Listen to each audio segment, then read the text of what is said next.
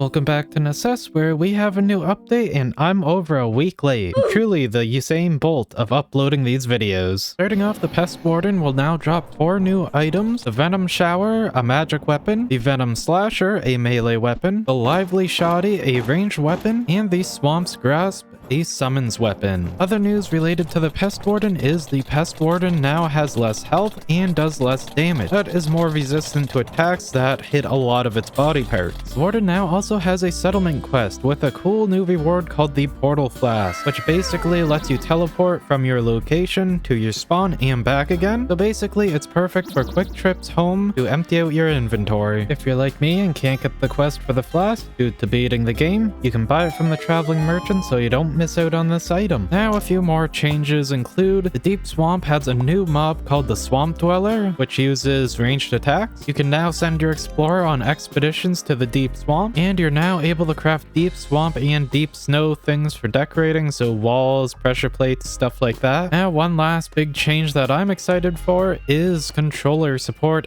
and Steam Deck support. Now I don't have a Steam Deck, but I do have a Switch Pro controller, so I gave it a bit of a go, and for the most part I can say I love it, but there are a few things I'm gonna nitpick. First, I couldn't find the buff button. You can eat, there's a button for that, and there's also a button for healing with health potions and stuff, just not something for using your buff potions, which isn't a big deal, but it is a little bit annoying. Now thankfully for this, switching between keyboard and mouse and controller I find is pretty seamless, so I can just press B, drink my potions, and get right back to controllers, which is nice. Also, for some reason, I love using A on my Switch controller to interact with stuff, but that there places torches everywhere, leaving a bit of a mess for me to clean up. For those wondering, interact is left trigger on the controller. Just gotta get used to it, basically. And as you could probably guess, inventory management is a bit slow, but it's manageable. To get to your more quick actions and stuff like that, like moving things around quicker, just press X, and then you select from a list of things what to do with the item. Normally you have to use a D-pad to move around in your inventory, but if you press down on the right stick,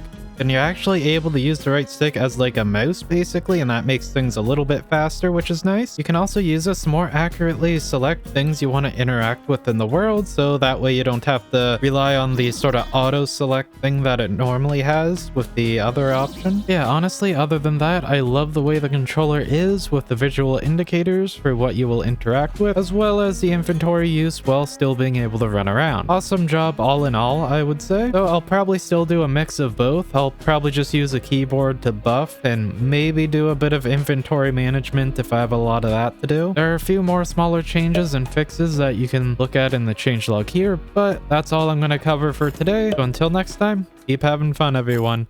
See ya.